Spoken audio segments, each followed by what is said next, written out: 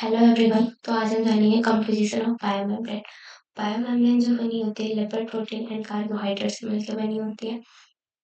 Lipid जो होते हैं 5 टाइप के लिपिड होते हैं जो फॉर्म करते हैं स्ट्रक्चर ऑफ बायोमेम्ब्रेन। लिस्टोफॉस्फोलिपिड हो गया, स्फिंगोलिपिड हो गया, गैलेक्टोलिपिड हो गया, सल्फोलिपिड हो गया और स्टेरॉल्स हो गया। लिस्टोफॉस्फोलिपिड को फॉस्फोग्लिसराइड एंड फॉस्फोलिपिड्स भी बोलते हैं। यह बना होता है polar X group phosphate and diacylglycerol से बना होता है। In glycophospholipid, two groups attached होते हैं to a phosphate group. This is amphipathic because it has polar and non-polar region. ये amphipathic होता है क्योंकि इसके पास polar and non-polar region present होता है. पोलर एक्स में भी सीरीन, इथेनॉलमाइन, कोलिन, ग्लिसरॉल या फिर इनोसिटॉल होता है और नॉन पोलर हाइड्रोकार्बन चेंज होता है प्रेजेंट होता है इन द डाइएसाइलग्लिसरॉल पे. Some common glycophospholipid found in biological membrane में पाया जाता है. जैसे कि फॉस्फोटाइडल कोलिन हो गया, फॉस्फोटाइडल इथेनॉलमाइन हो गया, फॉस्फोटाइडल सीरीन हो गया, फॉस्फोटाइडल इनोसिटॉल हो गया, फॉस्फोटाइडल ग्लिसरॉल हो गया. यह पोलर एक्स पर डिपेंड करता है कि पोलर एक्स क्या होगा, उसके अकॉर्डिंग ही ग्लिसरोफॉस्फोलिपिड का नाम पड़ता है. यहाँ पे हम स्ट्रक्चर में इसे देख पा रहे हैं. ये ग्लिसरोफॉस्फोलिपिड का स्ट्रक्चर, ये रहा फॉस्फेट ग्रुप और ये रहा डाइएसाइलग्लिसरॉल और ये रहा प्रोनल X group. Glycerol has 3 carbon. Glycerol के पास 3 कार्बन होता है और each carbon has 1 hydroxyl group. हर एक कार्बन पे एक हाइड्रोक्सिल ग्रुप प्रेजेंट होता है. डाइएसाइलग्लिसरॉल फॉर्म होता है जब 2 हाइड्रोक्सिल ग्रुप स्टेरिफाई करता है 2 फैटी एसिड से. फैटी एसिड के पास कार्बोक्सिल ग्रुप भी होता है और 1 लॉन्ग एलिफैटिक हाइड्रोकार्बन चेन भी होता है. कार्बोक्सिल ग्रुप जो होता है पोलर होता है और एलिफैटिक हाइड्रोकार्बन चेन जो होता है नॉन पोलर होता है. स्फिंगोसिन परफॉर्म करता है vital role in the formation of sphingolipid. यहाँ पे जैसा कि बता रहा है कि स्फिंगोसिन परफॉर्म करता है vital role in the formation of sphingolipid. तो हम इसमें जानेंगे पहले स्फिंगोसिन के स्ट्रक्चर के बारे में. स्फिंगोसिन बना होता है 18 कार्बन से. C4 और C5 कार्बन के बीच में डबल बॉन्ड प्रेजेंट होता है. OH ग्रुप जो होता है C1 और C3 कार्बन पे OH ग्रुप प्रेजेंट होता है. अमाइन ग्रुप C2 कार्बन पे प्रेजेंट होता है जो क्या करता है इन्वॉल्व होता है in the formation of amine linkage with fatty acid. यह क्या करता है जब अमाइन ग्रुप जो C2 स्फिंगोसिन के C2 कार्बन पे प्रेजेंट होता है वो क्या करता है जब फैटी एसिड इससे बाइंड करता है तो अमाइड लिंकेज की फॉर्मेशन करता है और प्रोड्यूस करता है सेरामाइड का. यहाँ पे फिर अगेन लिखा हुआ है सेरामाइड फॉर्म होता है जब अमाइड ग्रुप जो होता है स्फिंगोसिन का बाउंड करता है फैटी एसिड के साथ.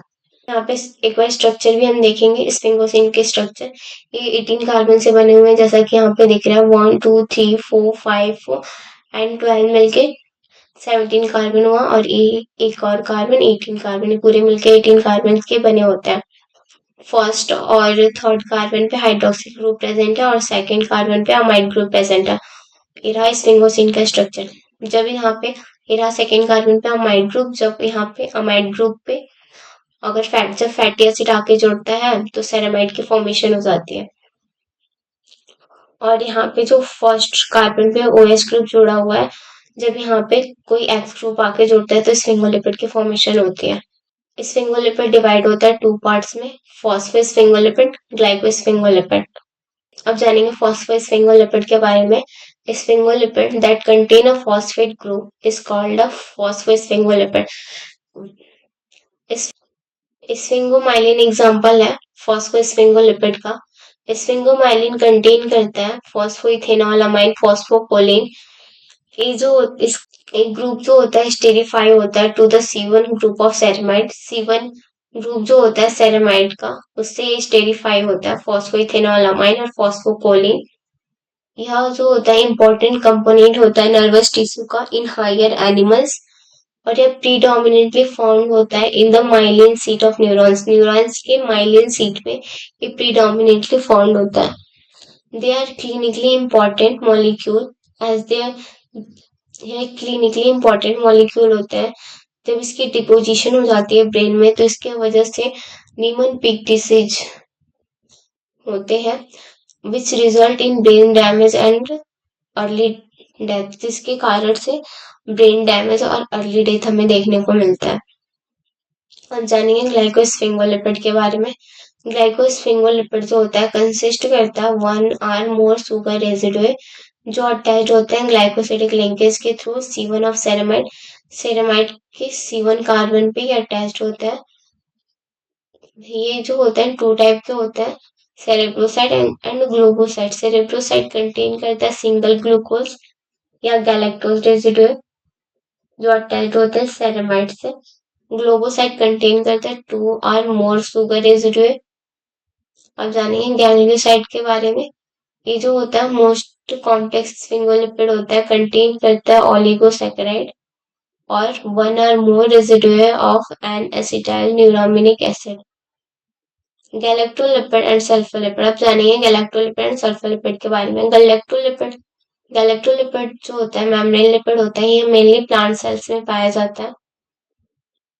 दे have one or two galactose residue. इसके पास one or two galactose residue होता है जो लिंक्ड होते हैं C3 of diacyl glycerol. Galactose attached होता है बाय ग्लाइकोसिडिक लिंकेज के थ्रू। ये प्रेजेंट होते हैं in thylakoid membrane of chloroplast and make up 70 to 80% of the membrane lipid in vascular plant. इरा गैलेक्टोज का एक यहाँ पे जैसा कि हमने पढ़ा, डाइसाइल ग्लिसरॉल जो है इसकी थर्ड कार्बन से गैलेक्टोज से जुड़ा हुआ है। यहाँ पे दो गैलेक्टोज जुड़ा हुआ है डाइसाइल ग्लिसरॉल के थर्ड कार्बन से थ्रू ग्लाइकोसिडिक लिंकेज के थ्रू।